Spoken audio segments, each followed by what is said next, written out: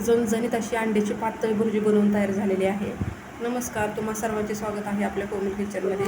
मी आज तुम्हाला अंड्याची पातळ भुर्जी बनवून दाखवणार आहे. त्यासाठी मी इथे कढईमध्ये 1 पळी तेल घेतलेलं आहे. इथे तेल चांगलं तापलं की याच्यामध्ये मी अंडी फोडून टाकणार आहे. इथे मी 7 अंडी घेतलेली आहेत आणि इथे मी भुर्जी 4 जणांसाठी बनवणार आहे. अंडी एका वाटीमध्ये घेऊन फेटून पण तुम्ही घालू शकता ह्याच्यामध्ये, पण मी फोडून घालणार आहे. अंडा अगोदर तेलामध्ये चांगलं फ्राय करून घेतलं, त्याची भुर्जी बनवून घेतली तर ती हिवाळा लागत नाही, म्हणून मी अगोदर तेलामध्ये ह्याची भुर्जी बनवून घेणार आहे. आता ह्याच्यामध्ये मी थोडंसं हळद घालणार आहे, पाव चमचा, आणि चवीपुरतं मीठ घालणार आहे. तुम्ही ह्याच्यामध्ये लाल मिरची पावडरसुद्धा घालू शकता. आणि आता हे मी चांगलं मिक्स करून घेणार आहे. आता इथे मी भुर्जी बनवून तयार घेतलेली आहे.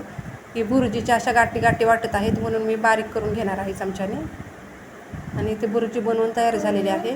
आता ही भुर्जी मी एका प्लेटमध्ये काढून घेणार आहे. तुम्हाला जर माझ्या रेसिपी आवडत असतील तर माझ्या चॅनलला लाईक, शेअर आणि सबस्क्राईब करा. आता इथे कढईमध्ये मी 1.5 पळी तेल घेतलेलं आहे. आता हे तेल चांगलं तापलं की याच्यामध्ये मी कांदा घालणार आहे. इथे मी 1 वाटी बारीक चिरलेला कांदा घेतलेला आहे. इथे मी 6 कांदे घेतलेले आहेत बारीक चिरून. कांद्यामुळे अंड्याची भुर्जी खूप छान लागते. आता कांदा मी लालसर चांगला तेलावरती परतवून घेणार आहे. ते लालसर कांदा चांगला परतला गेलेला आहे तेलामध्ये. आता ह्याच्यामध्ये मी 1 चमचा आलं आणि लसूण कुटून घेतलेले आहे खलबत्त्यामध्ये, ते घालणार आहे. तुम्ही मिक्सरला पण बारीक करून वापरू शकता आलं लसणाची पेस्ट. आणि आता मी 2 मिनटं ह्याचा कच्चा वास जाईपर्यंत ह्याला परतवून घेणार आहे.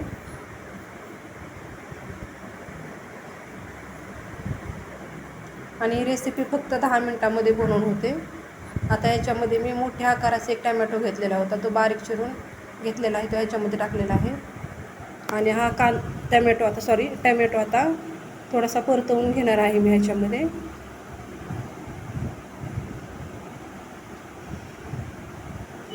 आता याच्यामध्ये मी पाव चमचा हळद घातलेली आहे. अंड्यामध्ये पण मी पाव चमचा हळद घातलेली आहे, म्हणून मी पाव चमचा घातलेली आहे. आणि इथे मी 2 चमचा घाटी मसाला घातलेला आहे. तुमच्याकडे जो मसाला असेल तो तुम्ही घालू शकता. आणि इथे मी अर्धा चमचा गरम मसाला घातलेला आहे. 1 चमचा धना पावडर घातलेले आहे. मी याच्यामध्ये मीठ पण घातलेलं आहे, पण तो व्हिडिओ स्किप झालेला आहे. आता मी ह्याच्यामध्ये थोडंसं पाणी घातलेलं आहे. आणि आता तेल सुटेपर्यंत हा चांगला मसाला परतवून घेणार आहे. इथे मसाल्याला चांगलं तेल सुटलेलं आहे. आता याच्यामध्ये मी भुर्जी घालून घेणार आहे, जी अगोदर बनवून घेतलेली आहे ती. आणि आता मी चांगलं हलवून घेणार आहे. आता याच्यामध्ये मी 1 चमचा ज्वारीचं पीठ घेतलेलं आहे, ते घालणार आहे. ह्याच्या जागेवरती तुम्ही बाजरीचं किंवा तांदळाचं पीठ घालू शकता. पीठ घातल्याने आपल्या भाजीला चांगला दाटसरपणा येतो.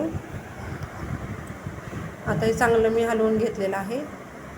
आता याच्यामध्ये मी पाणी घालून घेणार आहे. इथे मी 2 ग्लास पाणी घातलेलं आहे. तुम्हाला जेवढी भाजी बनवायची तेवढं तुम्ही पाणी घालू शकता.